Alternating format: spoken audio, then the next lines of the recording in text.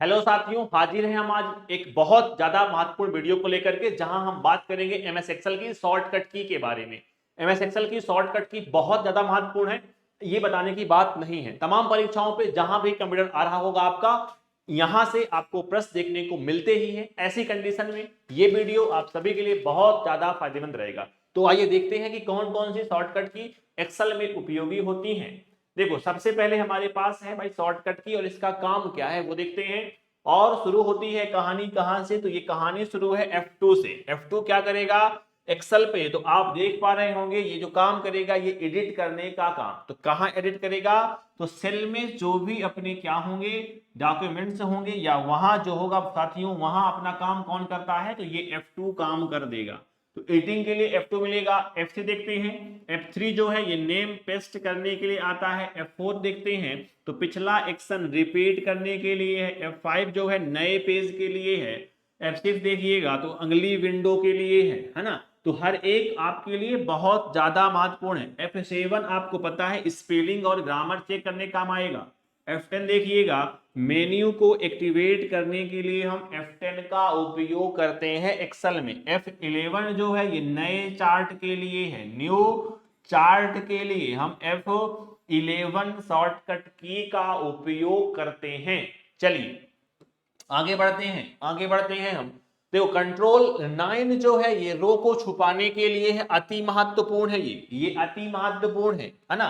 तो जैसे कि जो चीज मैं बताऊं कि भाई अति महत्वपूर्ण है, ये आप तुरंत इसको याद कर लो, तुरंत हाथों हाथ। कंट्रोल+9 के देखें भाई, ये रो को छुपाने के काम आएगी। कंट्रोल ए की बात करते हैं, रेंज के सभी सेल्स को सेलेक्ट करने के लिए कंट्रोल ए का उपयोग होगा। कंट्रोल+= का हम कहे के लिए करते हैं, तो ऑटोसम।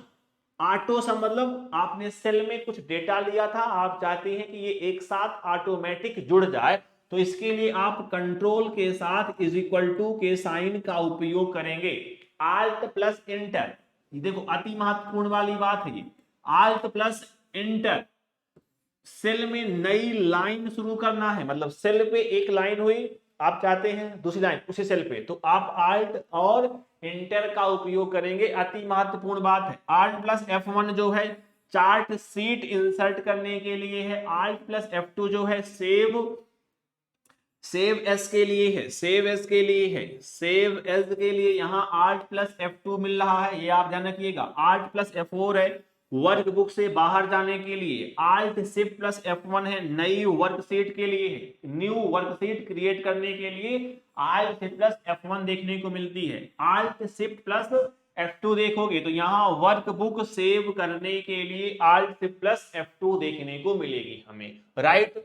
चलिए अगला देखते हैं हमारे पास कौन सी है शॉर्टकट की, तो कंट्रोल+0 जो है कॉलम को छुपाने के लिए है। और ये अति महत्वपूर्ण है, ये प्रश्न आ चुके हैं अपने, है ना। ये प्रश्न पहले पिछली परीक्षाओं पे आपको बनते हुए दिखाई देंगे। Alt+0 जो है ये कॉलम को छुपाने के लिए है।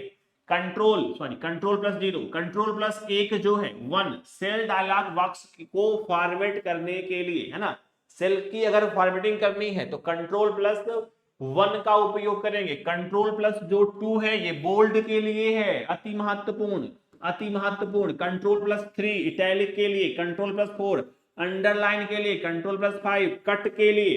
कंट्रोल+6 ऑब्जेक्ट को दिखाने या छुपाने के लिए। कंट्रोल+7 टूल बार को दिखाने छुपाने के लिए। कंट्रोल+8 आउटलाइन सिंबल दिखाने के लिए। यहां आपको ये वाली और ये वाली अति महत्वपूर्ण होगी, इनको आप याद ही कर लीजिएगा इस स्लाइड से, राइट। चलिए आगे बढ़ते हैं हम।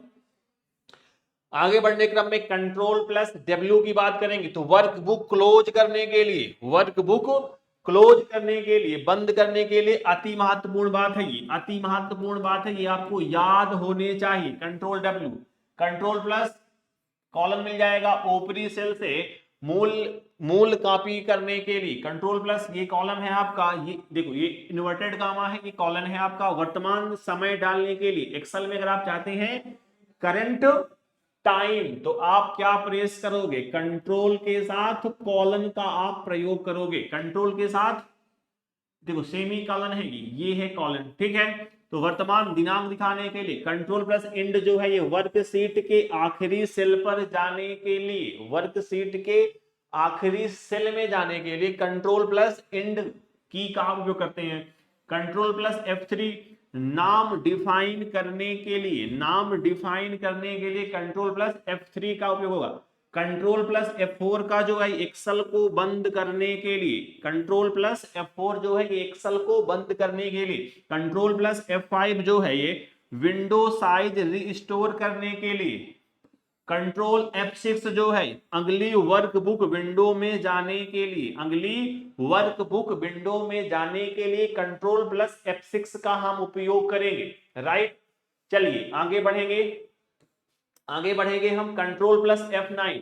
अगर वर्कबुक आपको मिनिमाइज करना है, अगर वर्कबुक मिनिमाइज करना है तो कंट्रोल के साथ F9, कंट्रोल के साथ F10 का उपयोग मैक्सिमाइज या रिस्टोर करने के लिए, कंट्रोल प्लस F11 का जो प्रयोग है ये मैक्रो सीट डालने के लिए है, कंट्रोल प्लस F12 जो है ये फाइल खोलने के लिए है, फाइल खोलने के लिए कंट्रोल प्लस F12 बहुत ज्यादा महत्वपूर्ण है, मैक्रो सीट डालने के लिए अति महत्वपूर्ण बात है ये वाला भी, ये दो अति महत्वपूर्ण अभी तक के।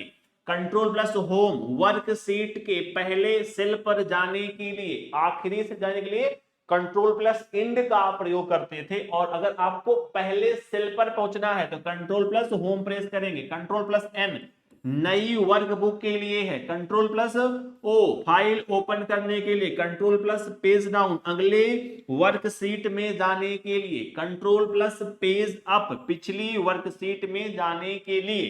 ठीक है, तो ये शॉर्टकट की है आपके लिए बहुत ज्यादा महत्वपूर्ण है। और देखो कंट्रोल प्लस राइट एरो का उपयोग करोगे भाई रेंज के दाईं ओर, कंट्रोल से plus exclamatory sign, comma format के लिए कंट्रोल शिफ्ट प्लस हैशटैग है, तो डेट फॉर्मेट के लिए कंट्रोल शिफ्ट प्लस डॉलर का साइन है, तो ये करेंसी फॉर्मेट के लिए है। देखो ये एक्सेल पे आपको सब मिलेंगे है ना, control shift dollar sign, percentage से परसेंटेज फॉर्मेट के लिए, करेंसी फॉर्मेट के लिए, डेट फॉर्मेट के लिए, कॉमा फॉर्मेट के लिए, कंट्रोल शिफ्ट प्लस एंड का साइन, आउटलाइन बाउंड्री के लिए control shift plus open bracket, तो भाई ये क्या है अपना रो दिखाने के लिए, control shift plus close column को दिखाने के लिए, टाइम फॉर्मेट के लिए, जनरल फॉर्मेट के लिए हमारे पास शॉर्टकट की देखने को मिलती है कंट्रोल शिफ्ट प्लस एट का sign, control shift plus curly. ठीक है, तो ये हमारे पास क्या है टाइम फॉर्मेट के लिए और ये जनरल फॉर्मेट के लिए। तो भी सीधे आप याद करिएगा इन चीजों को, क्योंकि यहां से प्रश्न आपको विभिन्न परीक्षाओं पे आते ही आते हैं।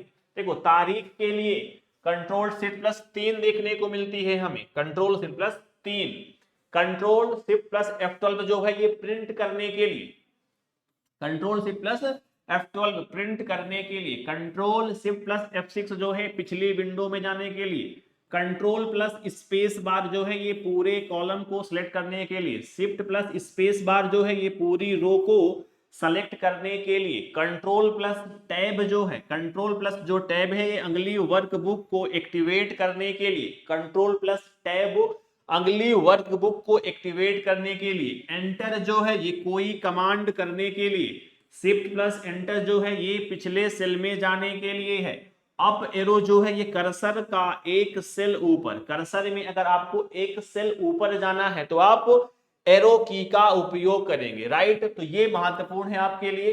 अगली हमारे पास down arrow, left arrow, right arrow, आपको पता है ऊपर नीचे जाने के लिए सेल में टैब है कि कर्सर एक सेल दाएं जाएगा, शिफ्ट प्लस टैब है कर्सर एक सेल बाएं जाना, तो कर्सर एक सेल दाएं कैसे जाएगा और बाएं कैसे जाएगा, तो दाएं टैब चला गया और बाएं शिफ्ट प्लस होम। ठीक है, shift plus tab, shift plus home क्या है तो वर्कशीट के आरंभ में जाना, शिफ्ट प्लस बैक स्पेस है एक्टिव सेल को सिलेक्ट करने के लिए, control HAC align centre, align left और राइट अलाइन के लिए हमारे पास क्रमशः शॉर्टकट की है। तो ये शॉर्टकट की आपके लिए बहुत ज्यादा महत्वपूर्ण होती हैं। और अगर आप चाहते हैं कंप्यूटर का कंप्लीट वीडियो कोर्स तो आप कंप्यूटर माइक्रो कोर्स के नाम से परीक्षा के ऐप पर कंप्यूटर का कंप्लीट वीडियो कोर्स आपको मिल जाएगा, जहां हम विथ प्रैक्टिकल कंप्यूटर को पढ़ते हैं। आपकी कोई क्वेरी हो, कोई डाउट हो तो दिए गए नंबर पर आप कॉल करके अपनी जिज्ञासा को शांत कर सकते हैं। कुछ भी क्वेरी हो आपको तो आप यहाँ प्रश्न पूछ सकते हैं। ठीक है, तो बेटा यही इंफॉर्मेशन थी हमारे आपके लिए इस वीडियो पर। तो मिलते हैं आपसे अगले सेशन पर, तब तक के लिए नमस्कार, जय हिंद।